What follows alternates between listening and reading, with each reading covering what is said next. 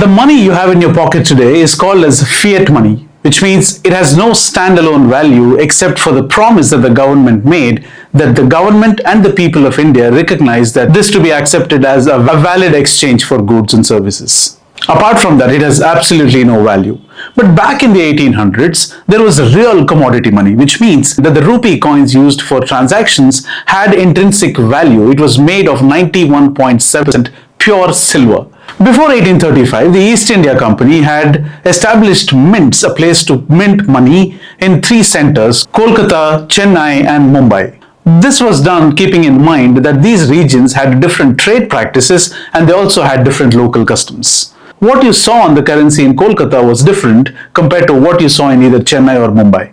But this was all getting too confusing for the East India Company. They wanted things to be simple, as they say. All they ever wanted was maximum loot and maximum return for their investments, without putting in the effort. They established the Coinage Act in 1835, where for the first time ever in history, the currency that you saw in Kolkata was similar to what you saw in Mumbai and Chennai for the first time ever.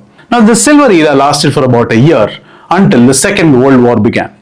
This drained Britain of all the resources it had, and it quickly had to come up with smarter ways to drain money from India to fund the war, which we weren't even a part of. So how did they do it? They reduced the contents of silver from 91.7 to 50%. The coins that you saw back then had East India Company with Queen Victoria or whoever the reigning king or queen at that time was on the currency coins. Now, this surplus of silver funded the World War. After the 1857 rebellion, they removed East India Company from the currency and all they had was the emblem of the queen or the king. Now, there was a bigger problem. After the war ended, Britain was in an even dire situation.